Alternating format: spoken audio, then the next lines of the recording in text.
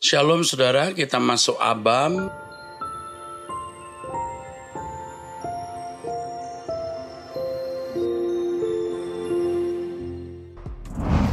Dari pria ya, melalui email.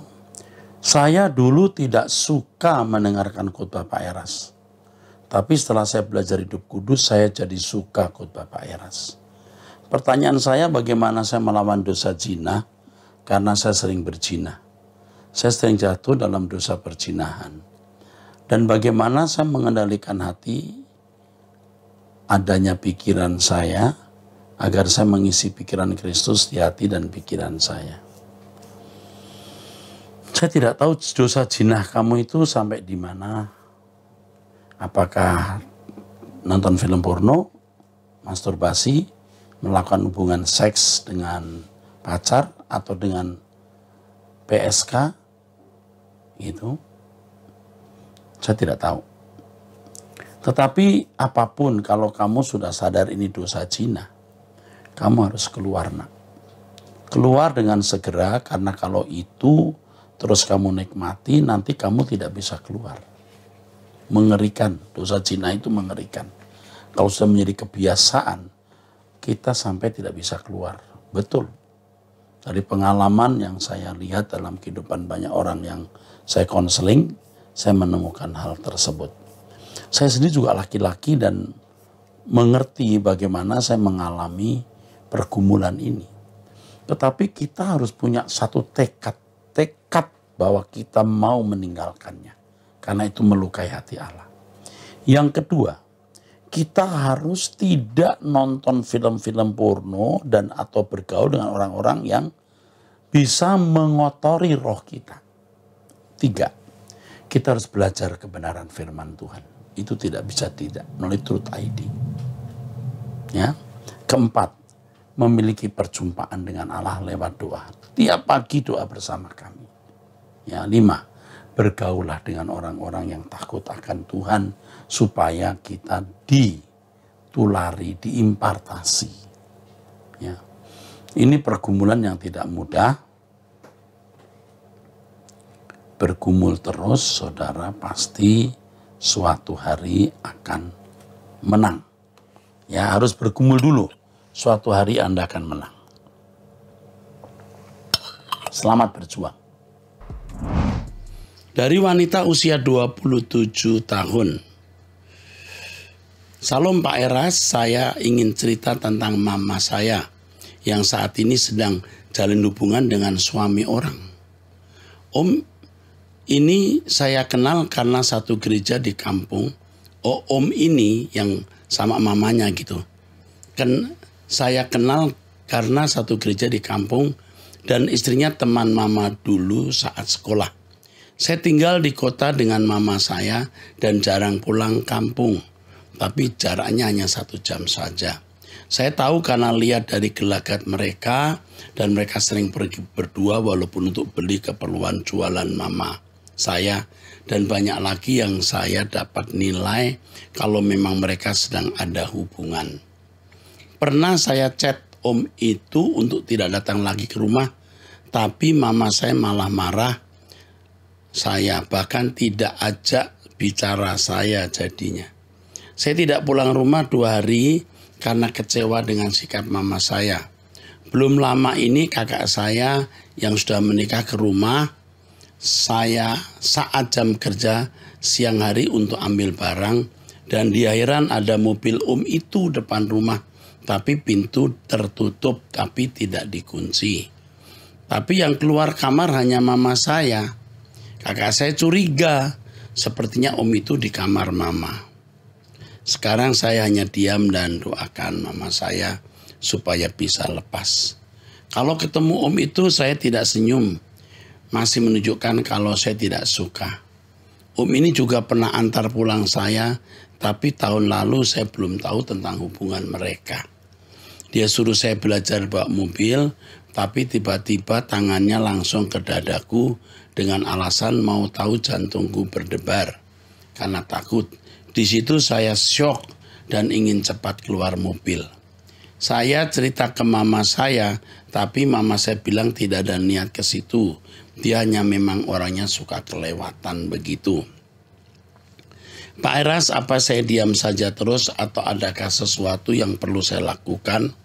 Karena sekarang ini saya sudah ada beberapa orang lain di kampung yang tahu ataupun curiga. Pak Eras, maaf kalau ini panjang sekali. Terima kasih buat khotbah Pak Eras yang selama ini saya dengar sangat membangun kerohanian saya.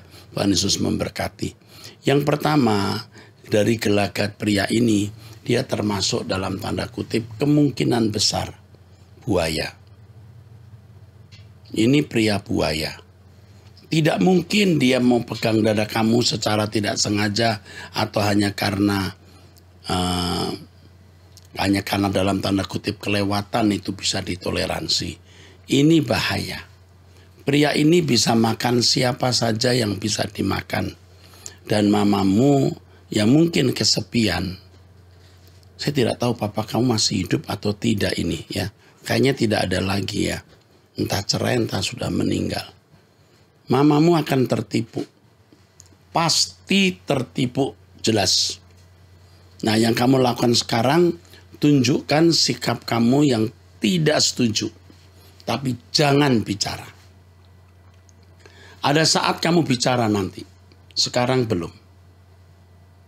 Dengan mama hubungan baik saja, seakan-akan kamu menutup mata terhadap kelakuan mamamu itu. Jangan memberikan respon, komentar apapun, diam karena kamu sudah mengingatkan mama. Dan satu saat kamu diberi hikmat baru kamu bicara. Sekarang ini jangan dulu, diam dulu ya. Itu yang saya mau sampaikan kepada kamu. Ya. Sebisa-bisanya rumah jangan kosong. Bagaimana caranya selalu ada orang di rumah supaya tidak terjadi hal yang tidak diinginkan. Saya kira itu saja yang saya bisa sarankan.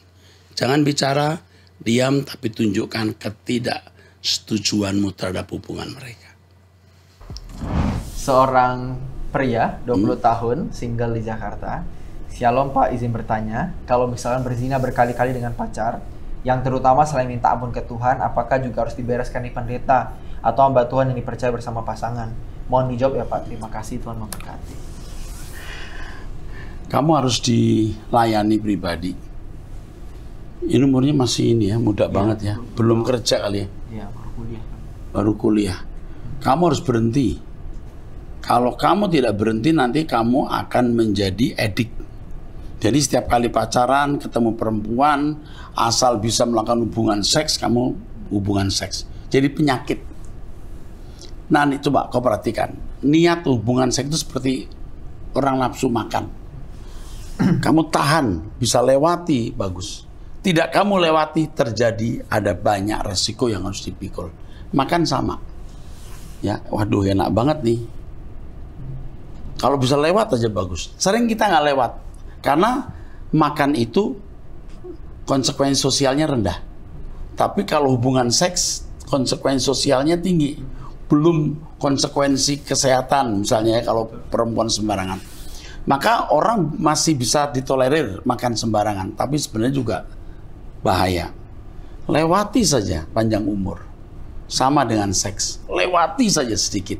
Kau nanti lama-lama bisa meninggalkan. Tapi begitu kamu berkata kali ini saja, kamu tidak akan pernah bisa lepas. Stop, titik. Amin. Oke. Kalau ada pembimbing, kamu bisa dibimbing, lebih bagus. Tapi ingat, jarang orang bisa pegang rahasia. Itu masalahnya. Nah, nasihat saya ini kamu dengar cukup kamu bisa sembuh. Oke, teruskan. Tinggal di Bekasi. Oke, teruskan. Di sini saya mau kesaksian dan sekaligus mohon didoakan. Saya masih sering jatuh bangun dalam dosa perjinahan dengan wanita-wanita spa. Setiap kali melakukannya timbul perasaan yang bersalah dan takut, hingga akhirnya minta ampun kepada Bapa di sorga.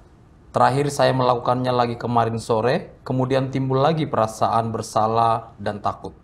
Ketika di rumah, saya menyaksikan tayangan di YouTube suatu khotbah atau seminar yang pada akhirnya menyampaikan bahwa kedatangan Tuhan sudah dekat. Di situ saya takut dan khawatir tidak mengalami pengangkatan ketika Tuhan Yesus datang. Kemudian saya berdoa minta ampun kepada Bapa. Setelah berdoa saya mulai merasakan sedikit kelegaan. Kemudian keesokan paginya saya berdoa dan menyembah Tuhan serta minta ampun lagi kepada Bapa, memohon perkenanan dan anugerah dari Bapa di sorga. Dalam perjalanan ke kantor, saya mendengarkan khotbah Pak Eras di truth.id yang berjudul Takut yang Kudus. Dalam Sunday Service ketiga, tanggal 14 April 2024, sambil mendengarkan khotbah, saya minta Bapa menjamah saya, dan biarlah saya mengalami kehadiran Tuhan. Dan akhirnya, saat masih dengarkan khotbah Pak Eras, Tuhan menjamah saya. Saya menangis sambil setir mobil sambil berkata pada Bapa, "Aku menyesali semua perbuatan dosaku. Aku jahat dan sangat tidak layak bagimu. Jujur aku takut padamu ya Bapa. Aku mohon ampun ya Bapa."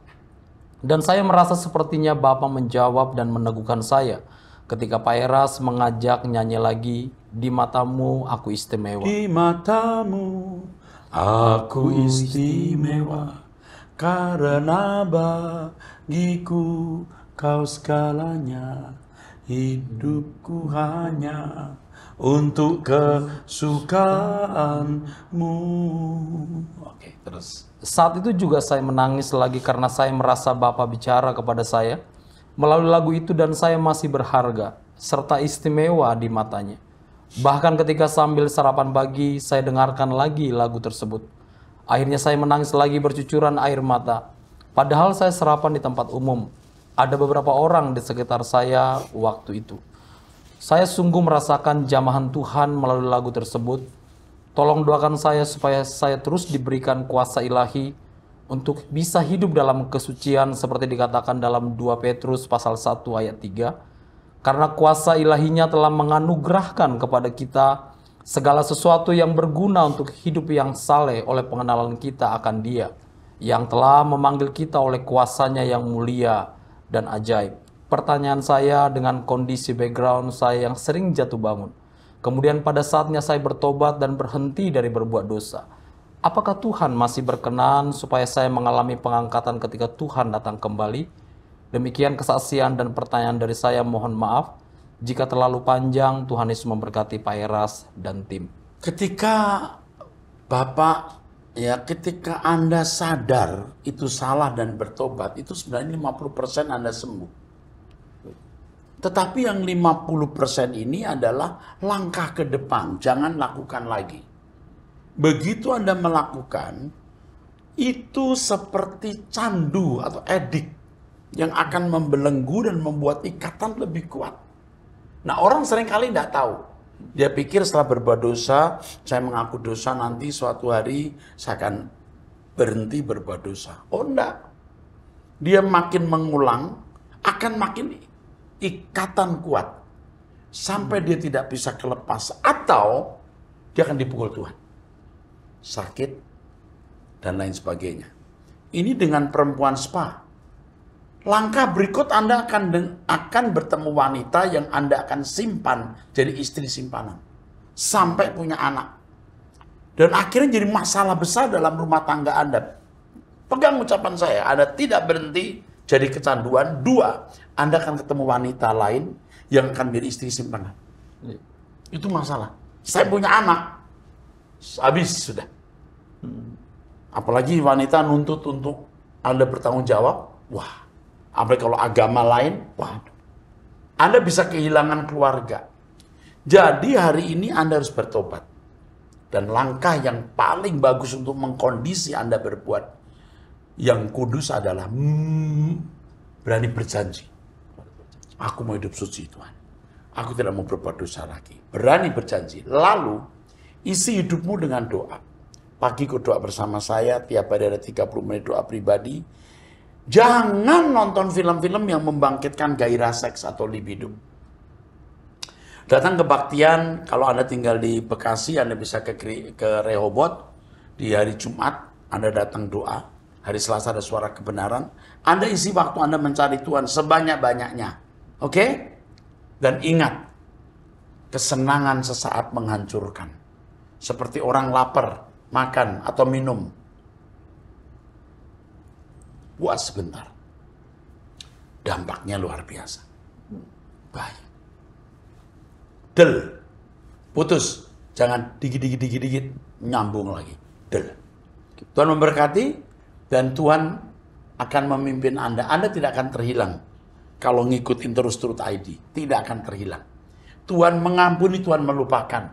Ingat kalau Tuhan sudah mengampuni, Tuhan nggak ingat lagi. Anda yang masih mengingat, Tuhan tidak ingat.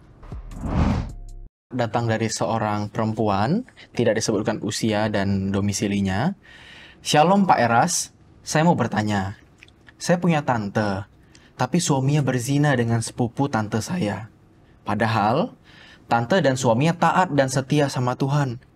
Tante saya walaupun disakiti, tetap sayang sama suaminya. Anak Tuhan tidak boleh bercerai, katanya. Tetapi saya kasihan tante saya dikhianati berkali-kali. Sampai suaminya sakit, masih bilang kalau sudah tidak sehati sama tante saya. Mohon nasihat dan arahannya Pak. Terima kasih, Tuhan Yesus memberkati. Iya. Sebenarnya suaminya tidak bisa kamu bilang taat. Tantenya yang taat. Suaminya itu hanya taat di luar. Kulit bungkusnya taat, dalamnya tidak. Dan ini dibuktikan dengan perbuatannya yang tidak senonoh. Sikap tantemu ini benar. Bertahan itu baik. Ya, Tuhan pasti bertindak. Ini suaminya sakit. Nanti bisa dipukul lebih berat. Tuhan tidak mungkin diam. Apalagi kalau sudah punya anak.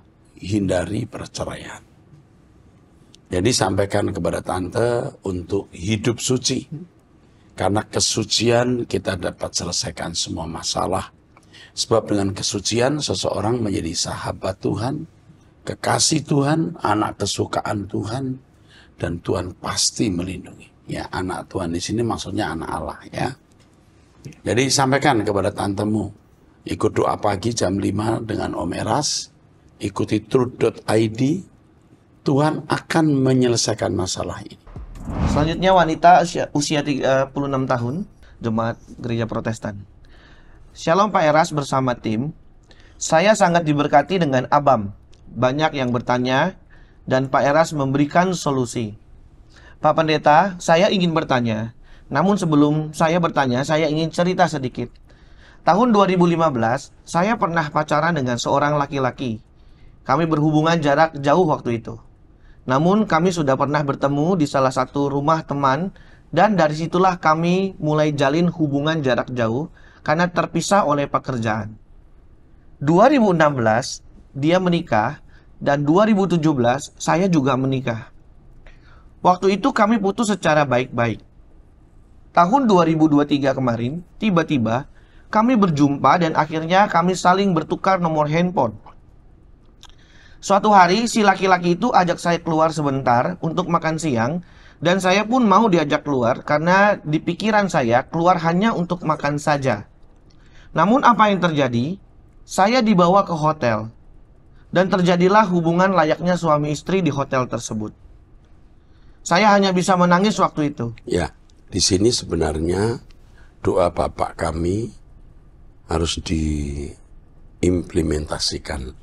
Dan janganlah membawa kami ke dalam pencobaan, tapi lepaskan kami dari yang jahat. Jangan mendekati keadaan atau kondisi di mana kita cenderung jatuh dalam dosa. Belum jatuh dalam dosa, kita sudah harus menghindarinya. Oke, terus. Saya menyesal bertemu dengan dia, namun penyesalan di akhir sudah tiada guna. Saya sedih, saya merasa sudah tidak layak di hadapan Tuhan. Saya sudah berdosa sama Tuhan. Malam itu saya datang sama Tuhan Yesus. Saya mengakui sama Tuhan apa yang terjadi. Saya bilang sama Tuhan, Tuhan Yesus, aku sudah berdosa. Aku sudah tidak layak lagi di hadapan Tuhan. Saya sungguh berdosa. Di situ saya hanya menangis dan minta ampun sama Tuhan. Oke, kalau kamu sudah minta ampun, Tuhan mengampuni dan Tuhan melupakan. Jangan kamu ingat lagi dosa itu. Dan jangan kamu ingat kenikmatan yang kamu nikmati dengan pria itu. Karena kamu akan bisa edik atau ingin mengulang. Begitu kamu mengulang, kamu jauh lebih celaka. Ya, Pertanyaan saya, Pak, apakah Tuhan Yesus masih bisa mengampuni saya? pasti Tuhan mengampuni. Terus Apakah saya masih bisa datang berdoa kepada Tuhan harus Yesus? datang kepada Tuhan dan selalu bersekutu, karena Tuhan mengampuni dan melupakan, dan kamu pasti diterima. Ya, terus Apakah saya masih bisa datang kepada Tuhan menyembah? Apakah masih bisa masih layak di hadapan Tuhan? kamu masih layak. Nasihat saya, jangan cerita kepada suamimu. Kalau suamimu tidak siap, malah kamu akan berantakan. Ya, yang penting kamu sudah bertobat dan tidak mengulanginya lagi. Saya mohon Pak Pendeta Eras doakan saya biar semua kutuk perzinahan perjamulan yang ada pada diri saya diputuskan dalam nama Yesus. Ya. Terima kasih. Kamu mestinya sudah sibuk ngurus anak dan tidak memikirkan perbuatan yang tidak patut itu. Tetapi baiklah, sudah lewati semua, kau sudah minta ampun, bertobat, mulailah hidup dalam persekutuan dengan Tuhan. Orang yang diampuni banyak itu mengasihi Tuhan banyak. Setelah kamu dipulihkan, kamu akan lebih mengasihi Tuhan, lebih dari waktu-waktu yang lalu. Ya, ingat perkataan Tuhan Yesus kepada perempuan yang kedapatan berzina, jangan berbuat dosa lagi. Aku juga tidak menghukum kamu.